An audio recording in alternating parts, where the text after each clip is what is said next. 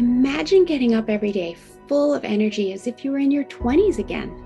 What would that be like? What would it be worth to you? What is your health worth to you? Think about it.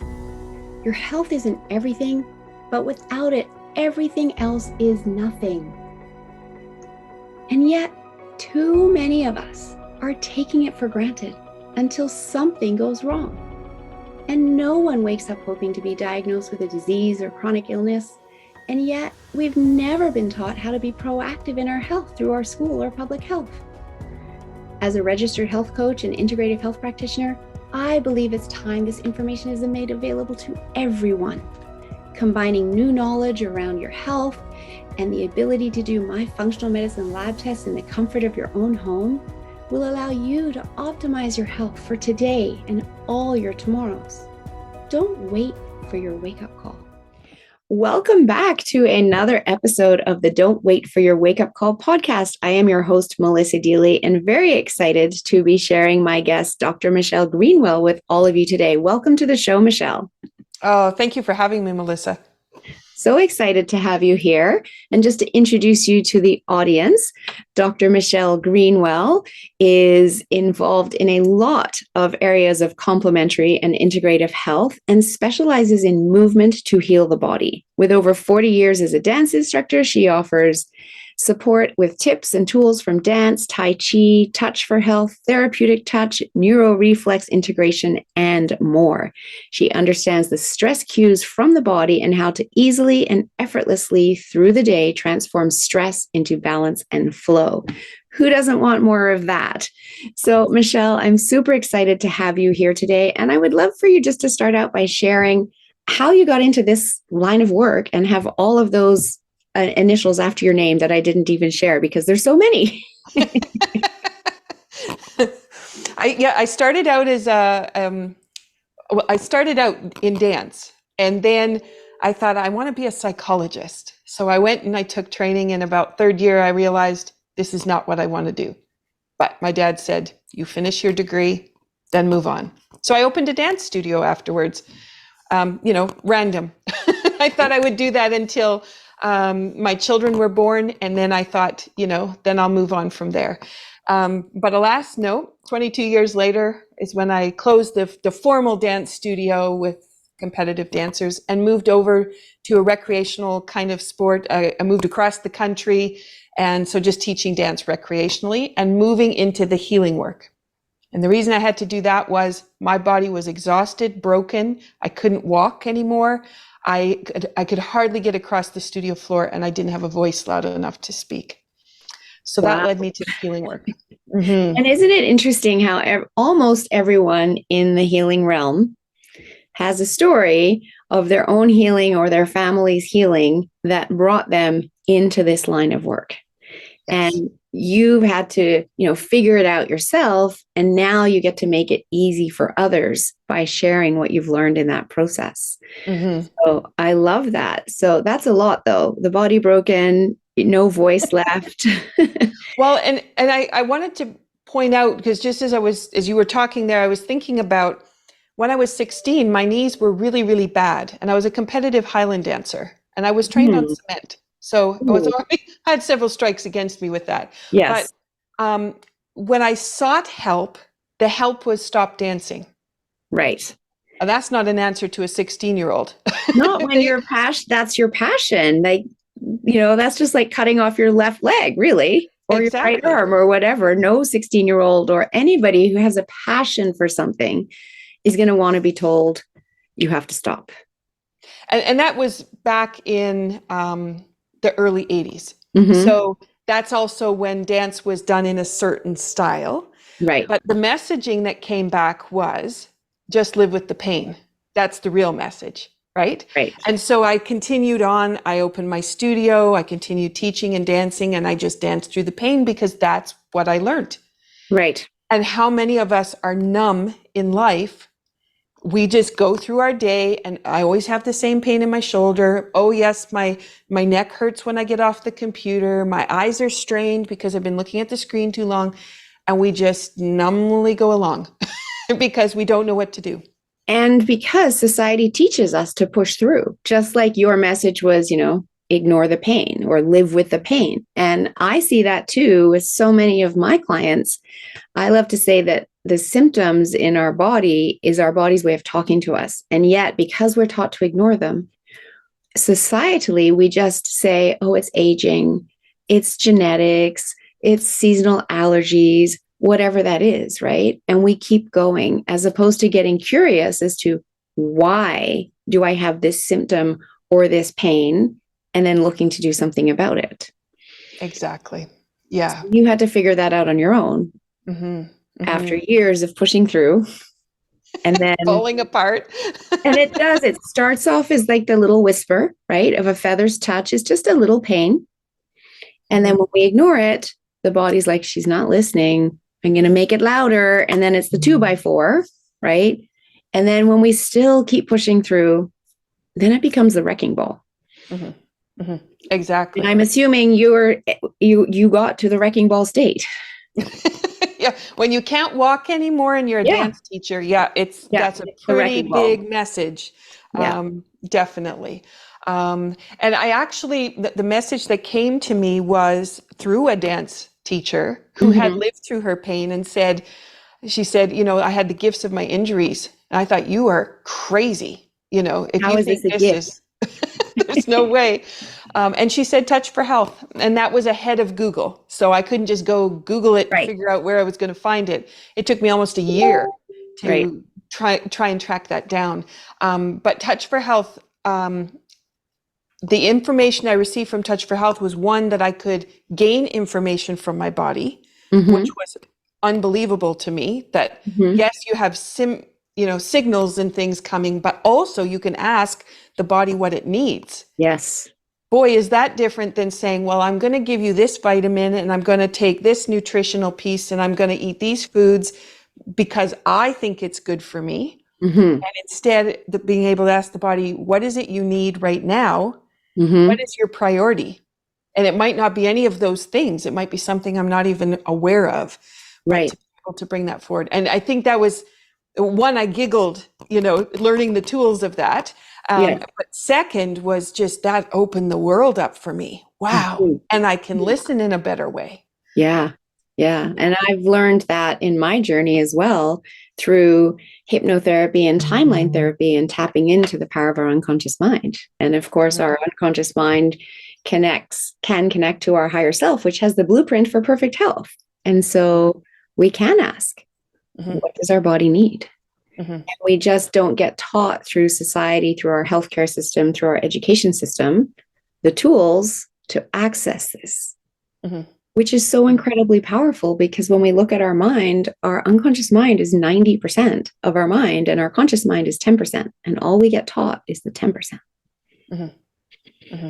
So yes, it's such a game changer. And I loved learning it myself and putting those tools to use and sharing with others, as I can clearly see you do.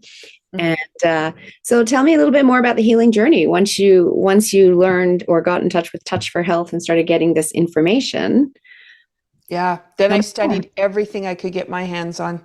Right. Anything in the energy world that would give me more information. And I took it back to my dancers in the studio. And I developed a foot rub that I used to heal my body along with the other things I was doing. But all my dancers rubbed their feet before they put their shoes on.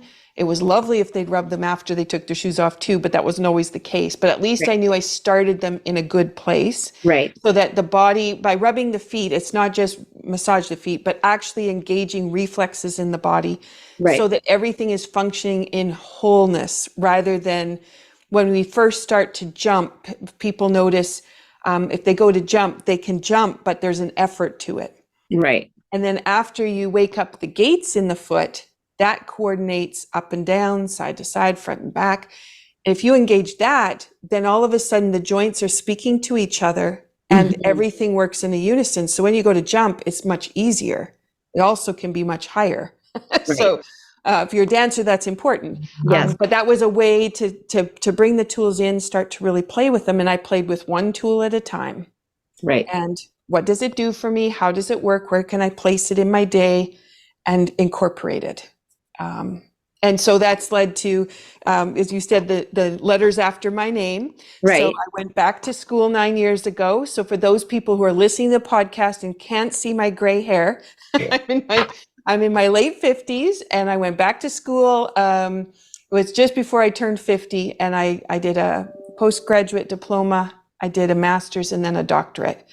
And what I was really looking for was the opportunity to understand how these tools work. What is the research? What's the science?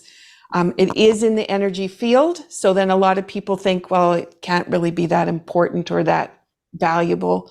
But it's amazing how fast you can change the situation, and it can be permanent. That's the other key piece. It's not just putting the Band-Aid on and then wait till it shows up again, put another Band-Aid on it. It's actually transitioning and getting you're moving into a completely different space. I love that. I mean, that's true healing, right? When it can be permanent. And that's what, you and I both want for our clients versus the Band-Aid solution, or the, having to come back every 2 months, 3 months, 6 months for different shots, to help cope with the pain, et cetera, that so many people go through, right? Exactly. Yeah. So, yeah. And as a dance educator, my focus has also been on empowering people so the tool is in their hand. Yes. They don't have to come see me every second week to try to fix it, but I can certainly guide them in how to add a tool, how to add the next tool, and then build that toolbox so that then they have that resiliency. And then when they do come to visit with me, they have that opportunity to learn something new. Maybe they've gone in a different direction of they need guidance in another way, and then I'm able to support them that way. And that's a completely different conversation than I'm in so much pain, please, will you come and fix me? Yes. Exactly. It's like, I don't want to fix you. That's a lot of energy to fix you, but I certainly can support you, and I certainly can guide you. Yes. And that's really what it's all about, because the healing becomes lasting when the person that needs the healing is involved in the journey and not giving up all their power to someone else.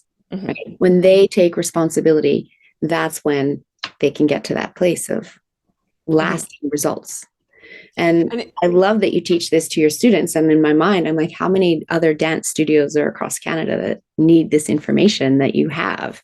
And I know we have a very strong dance, community in Whistler and Pemberton area. And how many, girls grow up dancing, and then same as you, have bad knees, sore backs, et cetera, and they're still to this day pushing through, because this information, as much as you're sharing it with your community, isn't as widespread as it could be, which is why you're on the podcast, so we can help get the message out. So we can get that message out. Exactly. Yes.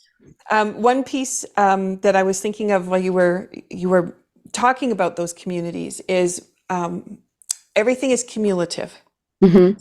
So for people to think about, it's not just you go and you fix that one little piece, but you create this cumulative approach that through your day, you've just embedded these things into your day, and they magnify because they're there. Yeah. Not, oh, I haven't been, if you go to physiotherapy, right? And they give you your exercises, which you didn't do. And then you're supposed to go back for your appointment, but you hadn't done your exercises. So you quickly throw them in, because then it's like, yeah, I didn't do them. But if you'd actually done them all the way along in the week, the cumulative effect of it would have been, you would be in a much different place. Exactly. And that's the other piece of what we do, but also the goal setting and intention. And we have a different way of working than the model where you come in with your aches or complaints. I have this pain in my neck, fix it. And we take it from, you have a pain in the neck. Where do you want to be? Where do you want to go? What is your goal? Right. That pain's now gone. What are you doing? Right. Because for some people, they'll just, the pain left me, but it was only gone for 4 days and then it was back. Right. And it might have been because it serves you in some way for it to come back. Might not be a nice way that it serves you, and you might not want to think of it that way, but that opportunity then to move us in that forward direction, not stuck in the present, which we have that terminology of being mindfulness and centered, but that means being there and being whole when you do that, not mindful and present, and now my pain is back. You don't want to be in that spot. Yeah. And I fully agree. And I look at pain the same way, is what is the secondary gain? And can you benefit whatever that is giving you that you need? Can you get that in some other more positive way? And once we fulfill that need, that helps to release the pain permanently so that it doesn't keep coming back because your other need is being met. Exactly. And looking at the pain is, as the other lady, the other dance teacher said to you, the gift of my pain. It really is a gift because it's asking us to pay attention. Slow down, pay attention, what's going on, and what do I need? What's the underlying cause of this pain so that I can be releasing it? So I love that you have such a well-defined step-by-step program that's worked for you and that you now share with all of your dancers as prevention for them. So that's amazing. Amazing. So you mentioned before, they rub their feet and then all the joints are talking. So talk to me a little bit more about the relationship of the eyes to the feet and the feet sensors and supporting eye health, how that even relates to computer or focused work. Because I bet no one's ever thought about that before. I know. Even I know that the feet can do all kinds of things for the body. I'm the living example of that because I've learned so much through my feet and because I had to repair from the feet up. So I have the rubbing of the gates, but then you have these fantastic foot sensors on the bottom that how you massage through the foot when you're standing on it or walking on it changes how you have balance. And most people will think they have to practice balance. But actually what you have to do is make sure the balance reflex is engaged. That's the first one. But then you also have, things within the brain that help with balance. But you can instigate through the feet. And you've got centering, you've got grounding, you've got how you work with gravity. That's the amount of effort you put into any kind of movement that you're doing.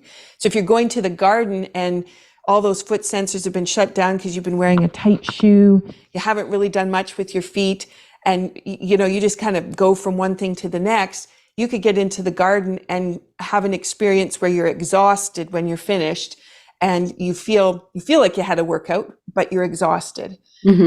It's much nicer if you have the opportunity to inspire maybe those foot sensors, get the whole body integrated, everything working together. You go to the garden and it's not how much work can I put into the garden, but now it's how much energy can I cultivate while I'm there. Right. And when you finish, you're not tired. And how much joy can I receive from working in the garden with my hands and feet in the dirt and getting all those good microbes into our gut microbiome as well. There's so many benefits to that. Yes. Yeah. I love that. Yeah. So the foot sensors have this ability to link up to how your reflexes work. So that's how your body knows how to move without you thinking about it. That would be the subconscious programming. Yes.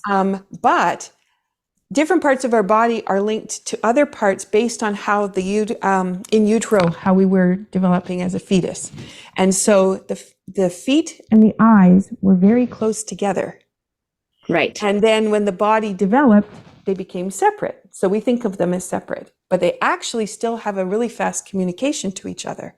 Interesting. So you're sitting at your computer, you spend a lot of time on your computer, you're staring at the screen, then you take a break and you think, I'm going to go watch some TV.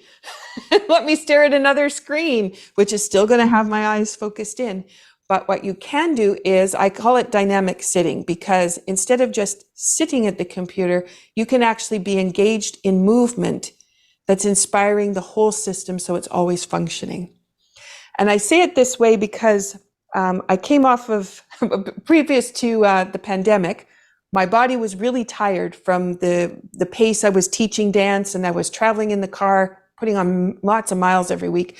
And then I went to sitting in front of my computer for 3 years, and everything became on a Zoom call. Yes. And so my whole body transitioned into stuck and static. But because I use these tools all the time, I actually have a body that functions much better than it did while I was moving, which is really fascinating to me, but Yes. also just shows how much energy you can cultivate while you're working at your computer on a screen, or if you're driving a lot.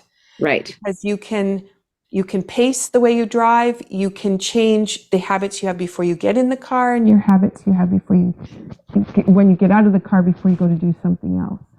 And so those are all those kinds of tools. So the feet feed the eyes, and the feet bring whole body movement and connection of all the systems, so that when you move, you're moving whole body capacity.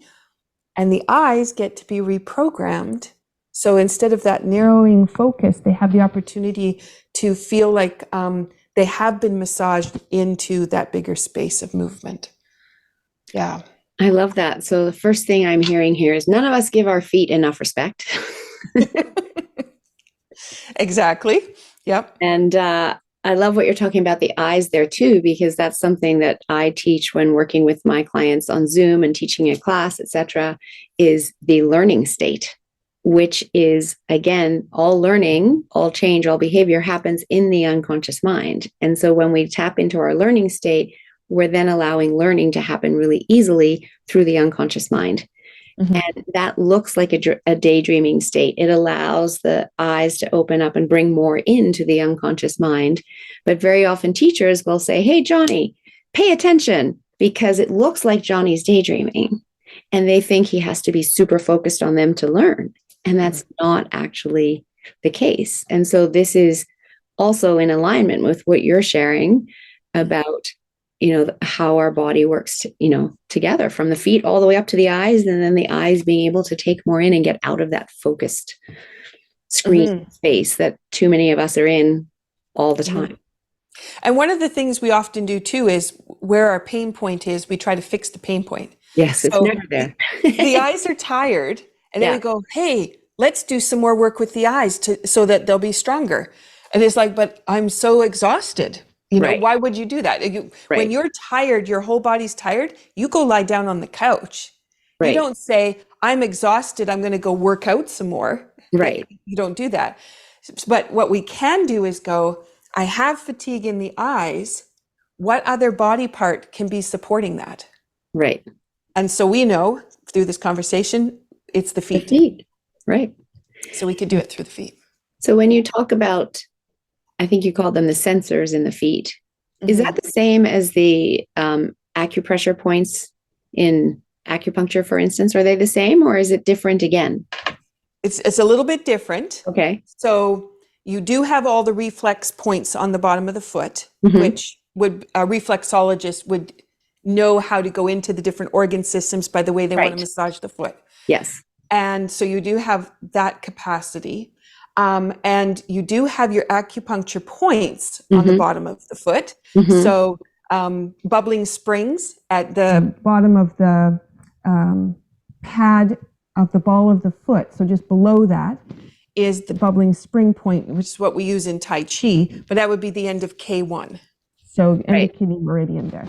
And that creates a dome for your foot. So your foot can actually be very pliable. If it's all functioning correctly. If I go to the foot sensors, I'm working with all of that on how I'm massaging the bottom of the foot. So I could, if it was in a clinical setting, a person would come in, lie down on the massage table, somebody would rub their feet in a certain way and get the result. But I can't do that with dancers, and I can't do that with people in the office. They don't have that option. So I have to, with me, I've always transferred all of the tools over to things that you can do while you're right there. And so for a dancer, they go out onto the stage, they find out they're really shaky, they're not feeling quite right. They can come off, they can instantly massage their feet around just by standing on them and then go back out, and it's all reset. So what I'm doing with those foot sensors is working through those reflexes. So just by rolling around. So if I wanted to do, which one do I want to do? Gravity as an example. Gravity is through the heel up to the top of the toe and then back down onto the heel again. And so you're rocking back and forth through. And I do that opposite. Right. So, and some people would do that toe tapping. You could do that toe tapping, but it's that massage through the foot. So you are working, there's that bubbling spring, that K1 point, but you're also to the ends of the toes, which each toe has a different energy line attached to it. But then you have also those reflex points, which all correspond to different organ systems. So you're massaging through that, which is inspiring conversations throughout the body while engaging that gravity reflex. I love that. I'm standing here doing it as you're talking to me and thinking our feet need even more respect than what I thought before when I said it just 5 minutes ago. So yeah, this is really fascinating. And I hope that the audience is loving hearing this and wants to learn more from you, because clearly you have so much to share. And what a beautiful way to easily take preventative action in looking after your whole body movement so that we don't have aches and pains. And here's the thing, we are not supposed to have aches and pains as we grow older. Our body is so wonderful. And those aches and pains are that symptom, and don't accept them. Look into why you have them and, work with someone like Michelle who can really help you get lasting results so that you know exactly what you need to do so that you can enjoy movement for the entirety of your life. And how many people are ending up without movement, yourself included, until you learned all of this. So I love it. So I want to move to something else that we all spend a lot of time doing all day long, which is sitting. But you talk about dynamic sitting, and you've kind of alluded to it just earlier, but if you want to elaborate a little bit more on that, I would love you to. Yeah. So we often, we've got that recommendation for 20 minutes at the computer, look away for 20 seconds and see a bigger volume, right? And you have that, but how many of us do that?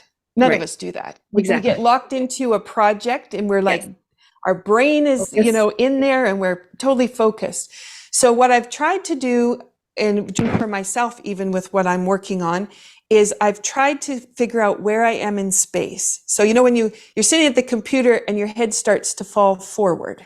Right. And then you get that burning sensation at the base of the neck.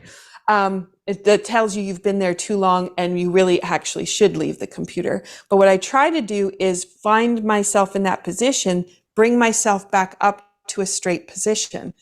So, okay, that's consciously doing that. But now what I can do is I can think about the space that I have. So how much space is there between the neck and the skull? Right. How much space is there between the neck and the shoulders? Right. And then if I lift myself off the seat, what does that feel like? Now, usually we sit down on the seat. Right. And most people will flop into the seat, right? And they give themselves to the furniture. Right. And very often they'll give themselves to an ergonomical chair, but they're not using that for their own well-being.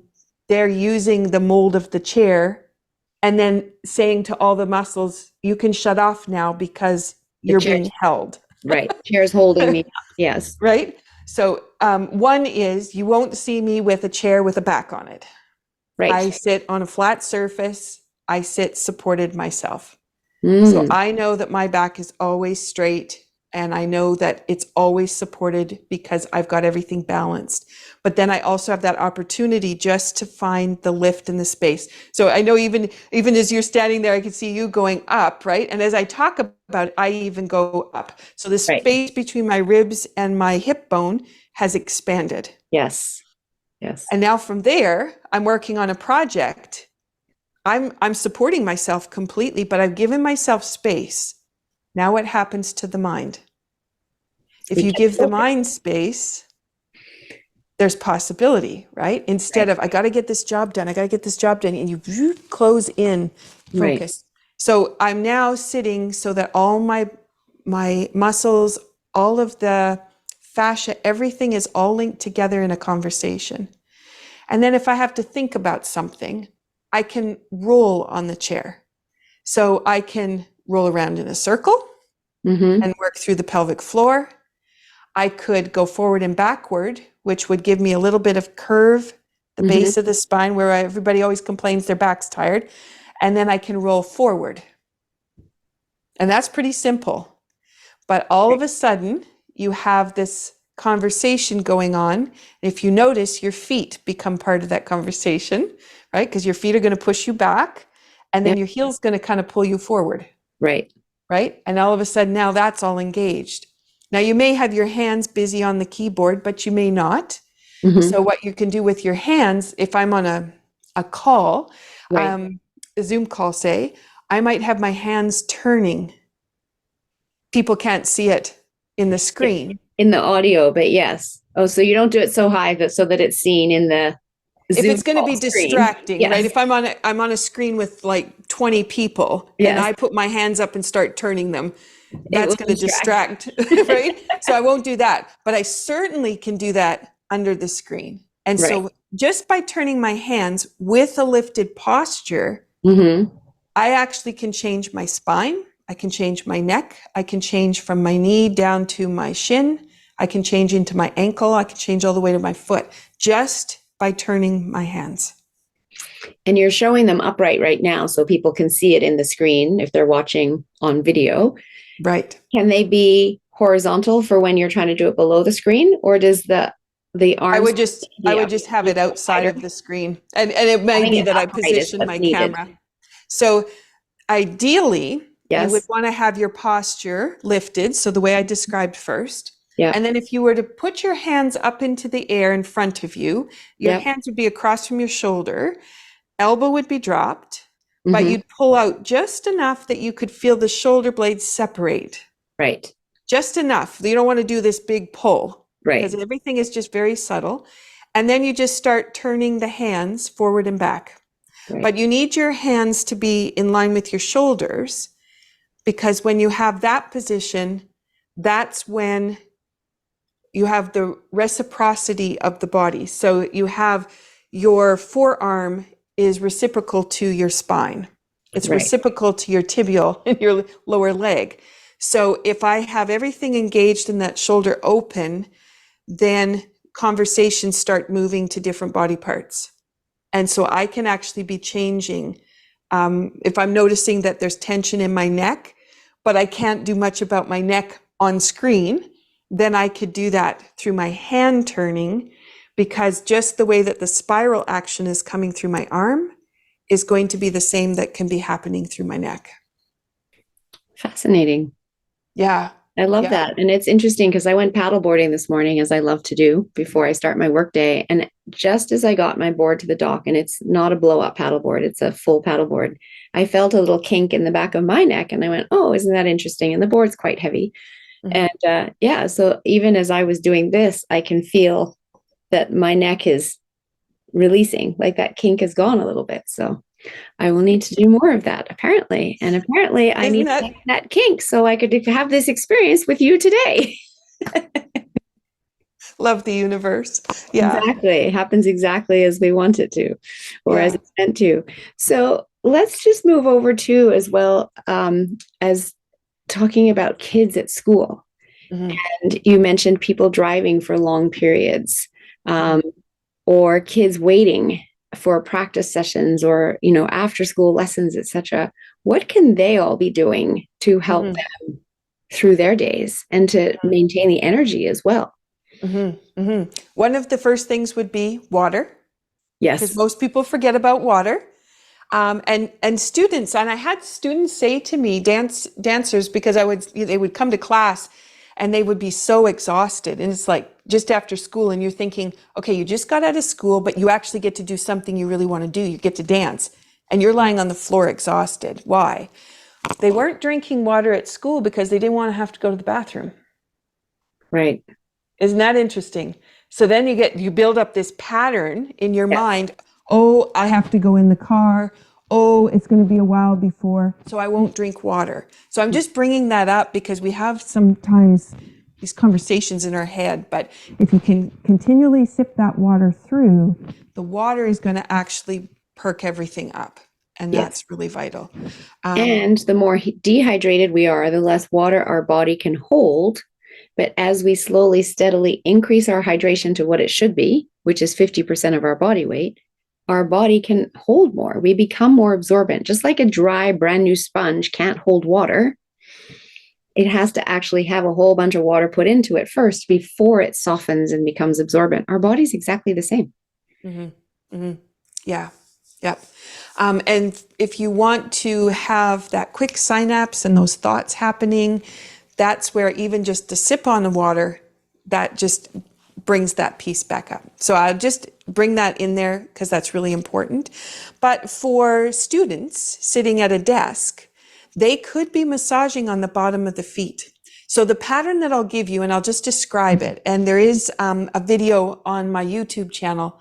It's in the cards. I have videos for each of the cards.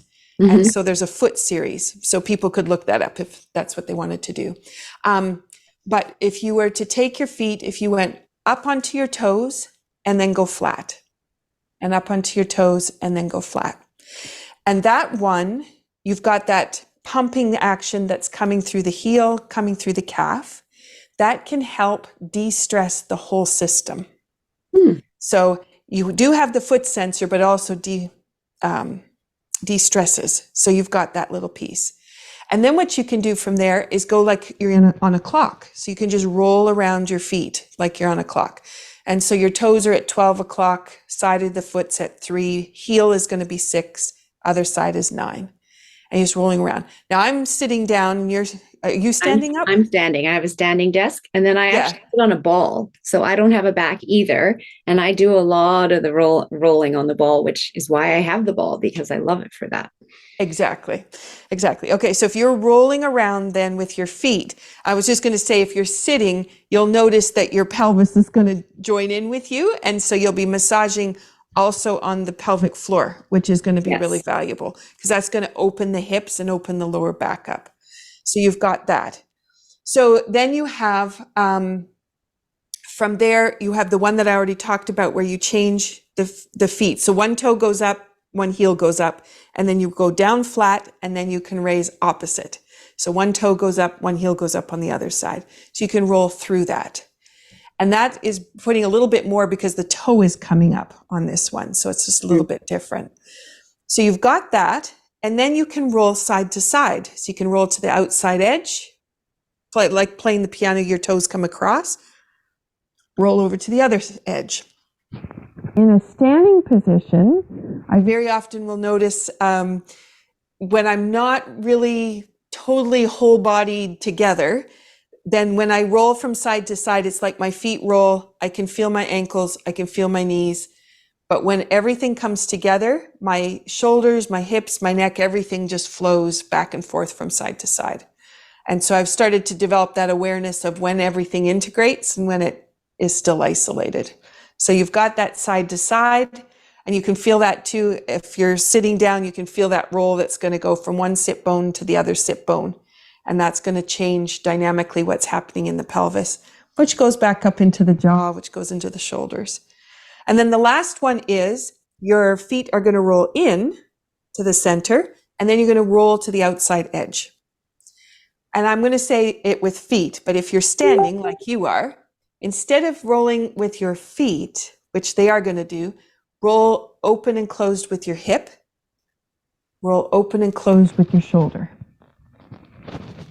And I know that's a different way to think about it, but sometimes our language keeps us in a box. So this allows us to incorporate the whole body instead of just the feet. So I just ran you through a little sequence that was the 5 foot sensors. So those are NeuroReflex Integration. So that is how you move in space. So gravity, centering, balance. But then I also ran it through in a 5-element wheel. And the 5-element wheel from Chinese medicine, that's a nurturing cycle. So the body is calmed by that, which means the whole nervous system could completely relax. Right. And then I created the idea of whole body movement by moving the language from the feet up into the body. What do you notice in the body and how can you move it? So if I was a student waiting for the bus, I could pick one of those and I could just roll through. If I was waiting at school, when you're talking to people, sometimes people sway back and forth. Some people, moms often do that. It's a calming effect. Yes. I often will do a figure eight pattern, using figure eight patterns in a lot of my work. But if I was a student, I could easily roll on a foot and nobody's going to really pay too much attention. And if I found that I was fidgety sitting at my desk, just being able to move the feet is enough movement to calm the system back down. Right. And they've been sitting for too long. So you can, and if you get used to that pattern, you can just start rolling through the pattern. And I just do it now when I'm out waiting for something. I just find myself doing it and it feels lovely. But I'm also enjoying it as I'm doing it, standing here, moving through all of this. What I find with it is like my whole day is energized. Everything I'm doing is energized. And yes, I have my time when I go, I'd like to just relax, lie on the couch and watch TV. And I'm going to lie back and sit on my tailbone and shut down my cerebral spinal pump. I'm going to do that because I'm choosing to do that. But the rest of the day, I am dynamically working to always be engaged and keeping everything going so that when I move from one project to the next project, I'm not tired when I get there. Right. Or when I go to take my lunch break, I'm not going because I'm exhausted and I need a break. Right. I'm actually going and I'm like, oh, so what can I do on my lunch? Am I going to be, I work from home. So am I going to be cooking? Am I going to go outside? Do I want to take a little walk while everything's cooking? I have that option. Yeah. Well, I love all of these tips that you've shared and so easy to implement. So easy to implement. But I also love what you said earlier about setting the goals and what is your intention and how do you want to get there? Because it's easy to learn this, it's easy to hear this, and then not do it. We've all done that, right? So I love that in your work, you're really helping people through that process of actually not just telling them what to do, but having them do it. And that's where your clients see results. So I absolutely love this. And I think you should teach this in every school across the country as well. I mean, there's so much opportunity here to get this message out. So thank you so much for coming on this show and sharing all of your knowledge. It's been a fabulous episode. And as you said, I've been doing these things as you've been saying them from a standing position. I'll have to try later from a sitting position and really enjoying them and also feeling that calming of the nervous system, which we all need more of because most of us are living in fight or flight all day long. And exactly. That's not good for our health, our physical, mental, emotional, spiritual health. So this is one easy step that you can implement in order to drop yourself out of that and give your body the support and the energy and the love that it needs. No matter where you are, as you said, waiting for the bus, sitting at your desk at school, sitting at the dining table, et cetera, et cetera. So thank you. You're welcome. And I love to ask all of my guests, what does don't wait for your wake-up call mean to you? Most people will wait until that pain strikes and then they go, I should do something. Now, what did I learn before? So even if they were listening to me and they got a tool, they're going to wait until the pain. They're going to wait till they're stressed. They're going to wait till they're stiff. The joints don't move. Instead, you start the day.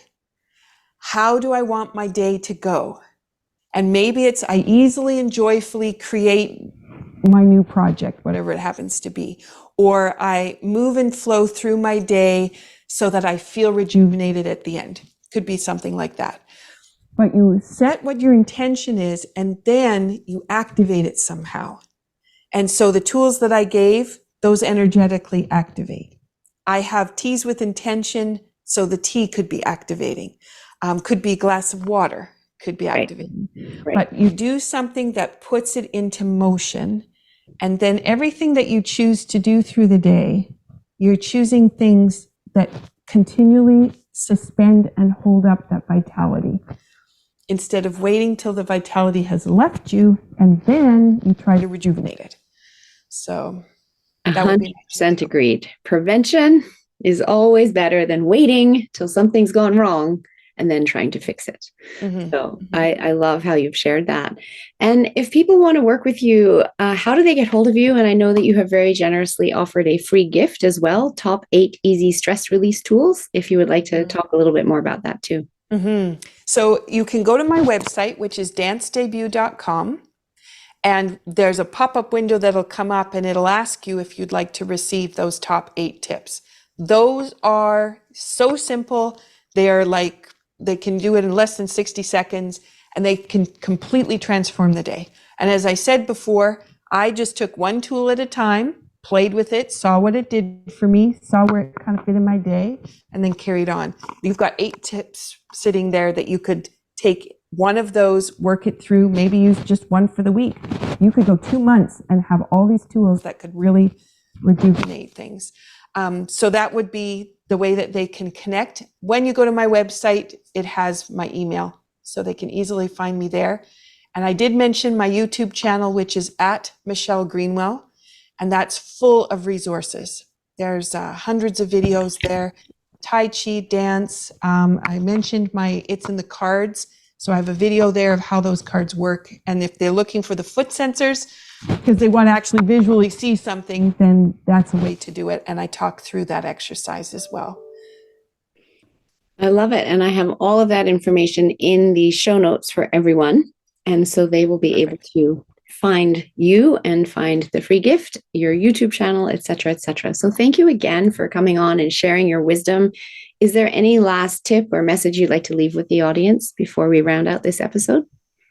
I would say that if you've accepted some things into your life that have put you in a place you don't want to be, you have the choice to change it. And it can be very simple. And it's just one step forward. So, and that one step forward could be rolling around on your feet. And that's enough to inspire you to think differently and not to underestimate that fact. Because when those reflexes work correctly, you do think differently. And so you can make different choices. Such a beautiful tip. Thank you very much. And thank you to my audience for always tuning in and listening. I hope you've loved this episode with Dr. Michelle Greenwell. And if you know anyone else that needs to hear it, please forward it along and let them learn from Dr. Michelle as well. If you're enjoying my content and someone that wants to step into being proactive in your health and learning more, I would love to invite you to join my membership community. There's a link in the show notes. For only $19.99 a month, you get access to all of my content, and there's a lot, as well as weekly calls that you can come and get your health questions answered. It's truly priceless. I'd love to see you join the community. Check out the link in the show notes.